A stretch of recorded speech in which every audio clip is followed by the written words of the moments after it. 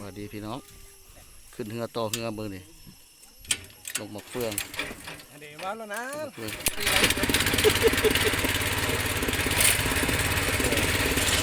โอ้โหจักกระจักจักเครื่องอะไรเครื่องเซาซี่วะ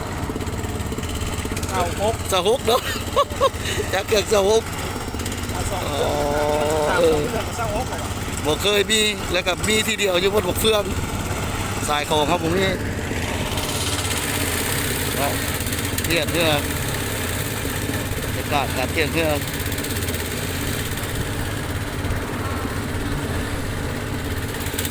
ลุยเลยทีมงานเข้ามาเลย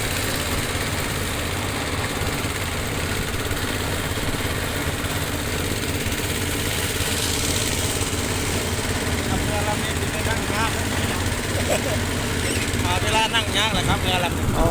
สุโขทัยเรือธรรมดาเรือร้อย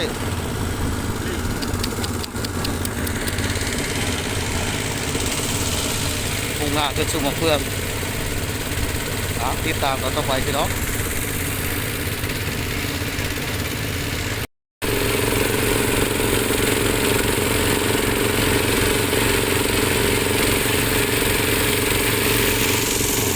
วันหน้าเป็นลมผู้สาววันหน้าเป็นลมผู้สาววันหน้าเป็นจัดลมผู้สาวเด้อตอนนี้เด้อ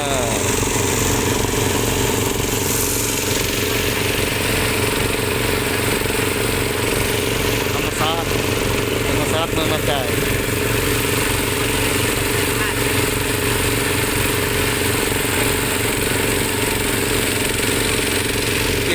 ภูเพียงภูดอย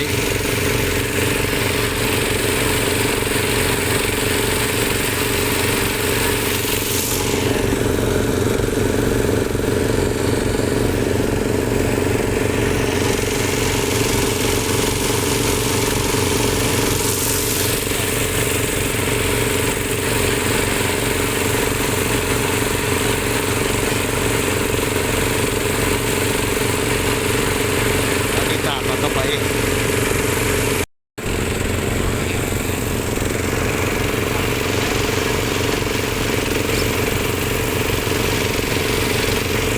ธรรมศาสตร์พี่น้องธรรมศาสตร์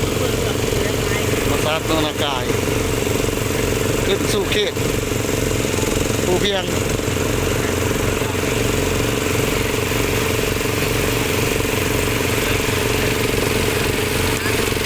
เรือจักรนะ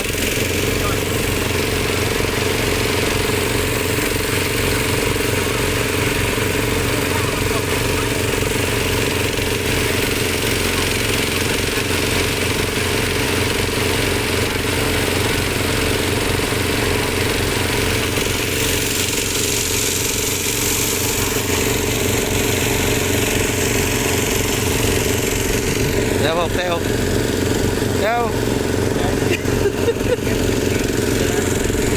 สองเครื่อง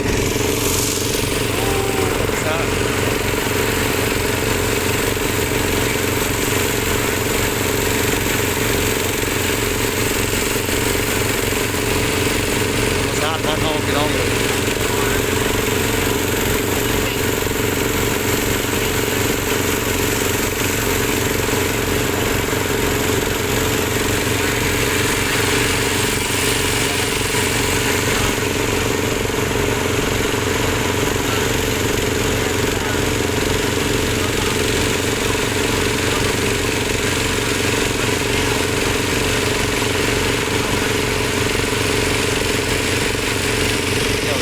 น้ำได้น้ำขึ้น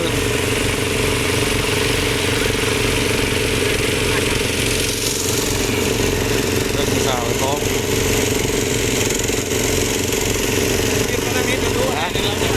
ก็พี่ดาล่าเลย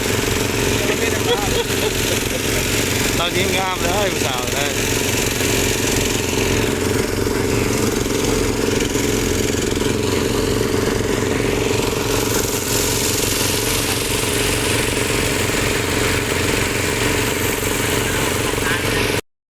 ขึ้นแก๊สมาเลยขึ้นแก๊สเอาเลยขึ้นแก๊สสาวเรายัดแก๊สแล้วผมก็แก๊สเรายัดแก๊ส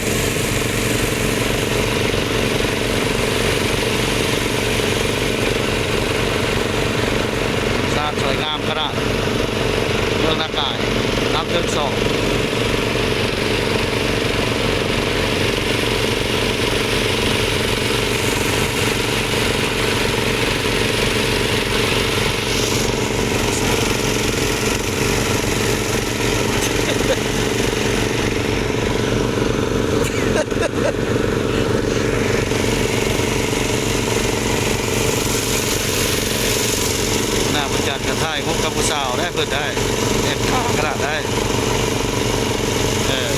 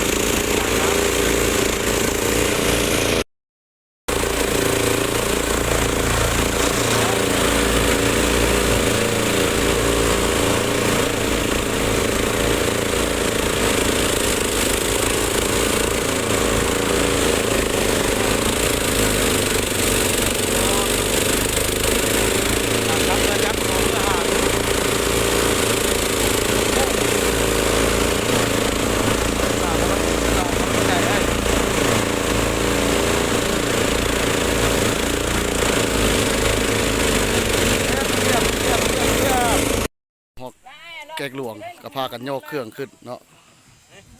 อาจารย์บุญแซงแกนชนีเพิ่นมาติดตามกองทุนยานำทีมงานกอซอเฮา บ่ได้บุญจันทร์ โอ้ทางทรหดพี่น้องเอ้ยแกงหลวงอ่ะดิเนาะตามกันบรรยากาศเดินทางขึ้นพี่น้องบ้านบักเพื่องบ้านตื่นเฮาจะเป็นมันยุ่งมันยากเส้นทางมีแต่ผู้งามๆได้กี่เหือมือนี่ได้ นี่เบิ่งจักดิป้าตัวจักเครื่องเสาหกแคมโบลินอันนี้บลอดแกงหลวงพี่น้องเขาบ้านบักเพื่องอันไหนยิ้มเด้อรอยูทูบใช่ไหมเด้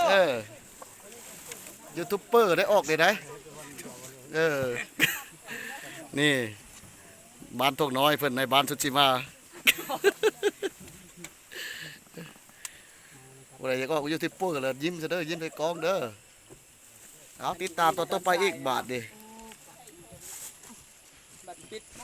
สบายดีพี่น้องเริ่มเดินทางมุ่งเข้าสู่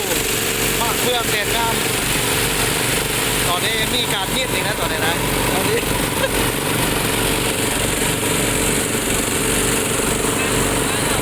มีการเย็นแล้วเย็นเหล้าไปน้ำได้เลยนะ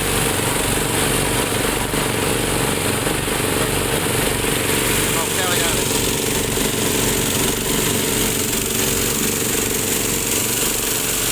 กับบรรยากาศน้องเอ้ยมีการเย็นเหล้าไปน้ำกับเราเบิกบานสดใสป่าไม้ของเรา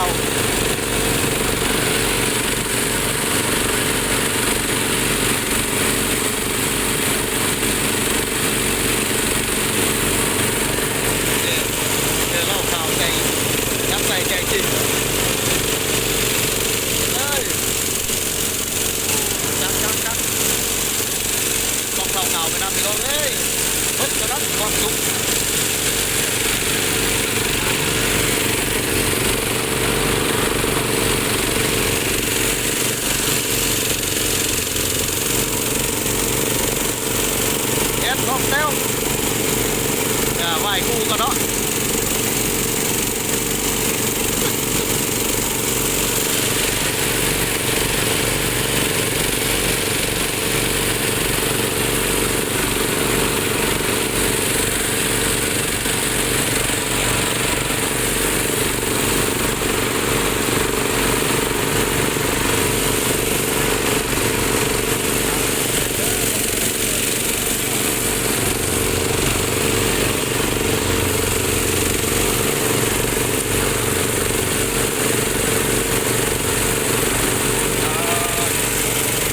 แล้วอีกฝ่าย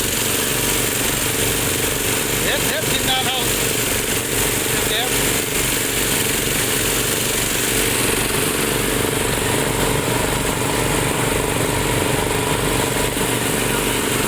สวัสดีครับพี่น้องเข้าสู่มักเมืองซิตี้